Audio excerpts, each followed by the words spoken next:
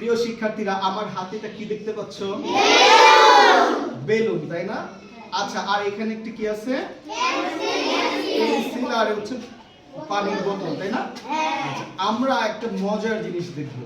আমি এই বেলুন দিয়ে এটাকে একটু দূরে থেকে ঘোরাইতে পারবো, বলো পারবো? এখানে ধরবো একাই বেলুন, এটা পেন্সিলটা ঘুরবে, এরকম কি সম্ভব? সম্ভব না। এরকম ঘুরবে।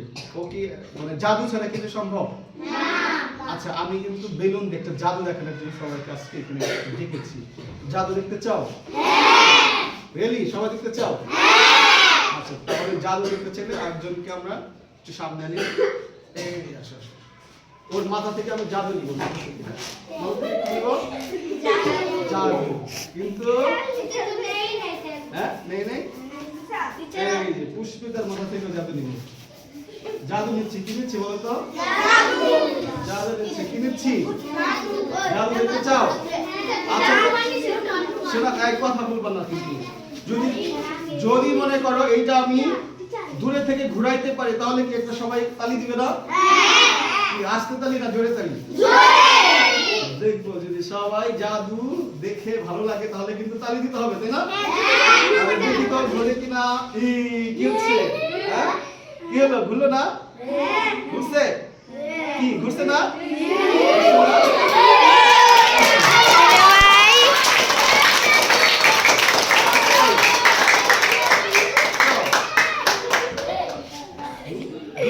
কি রে? কি আপা? ঘুরছে না?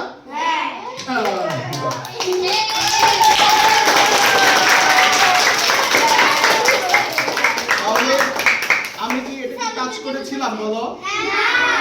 তাহলে ঘুরলো, তাই না? তার মানে আমরা এখান থেকে কিছু একটা শিখতে পেরেছি না?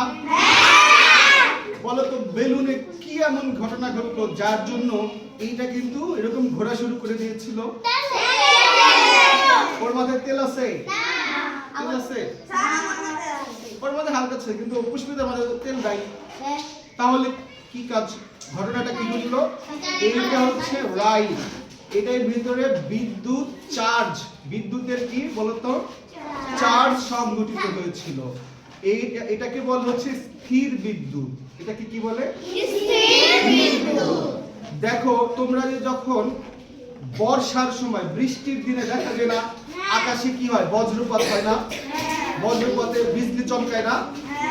ওইটা কি? ওইটাও কিন্তু স্থির বিদ্যুতের ফলে আকাশে দেখবো অনেক জোরে বিদ্যুৎ চমকায়, তারপরে জোরে শব্দ হয়, তাই না? ঠিক ওই এটা এর মধ্যেও কিন্তু স্থির বিদ্যুৎ সংঘটিত হয়েছিল। আমরা কি বুঝতে পেরেছি সবাই?